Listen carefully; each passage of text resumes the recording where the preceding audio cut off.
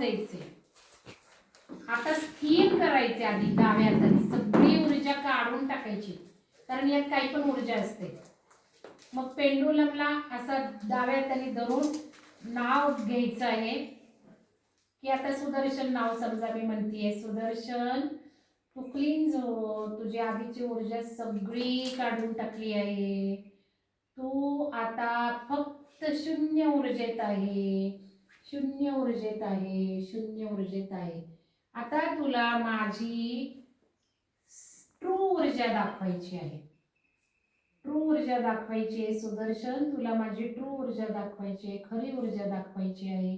धन्यवाद सुदर्शन, धन्यवाद धन्यवाद धन्यवाद. प्रत्येक वेळेला पेंडुलमला क्लीन्स करून घेतलं पाहिजे, स्टेबल करून घेतलं पाहिजे, नाहीतर यातली ऊर्जा आपल्या शरीरात येते.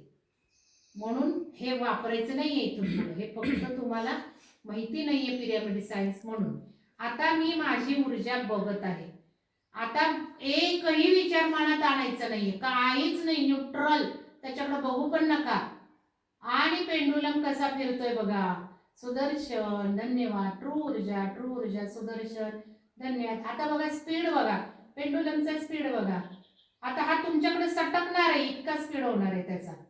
त्यामुळं जबरदस्त स्पीड असणार आहे, कारण ऊर्जा तेवढी आहे. कारण माझ्याकडे ऊर्जा खूप येते. काय येते? ही ऊर्जा तुम्हाला दे. मी फिरवत नाहीये,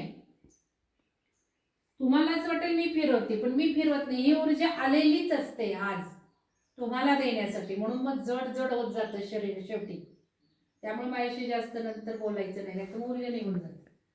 तर हे अशी ऊर्जा जेव्हा आपण बघतो त्याला स्पीडनी, जास्त स्पीडनी आपली ऊर्जा जास्त असते.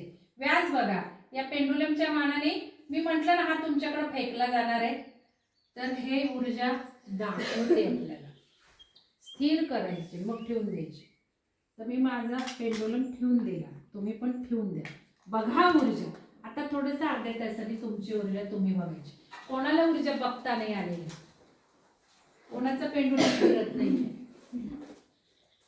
तुम्ही त्याला नाव ठेवा आणि नंतर मनात एकही विचार आणू नका.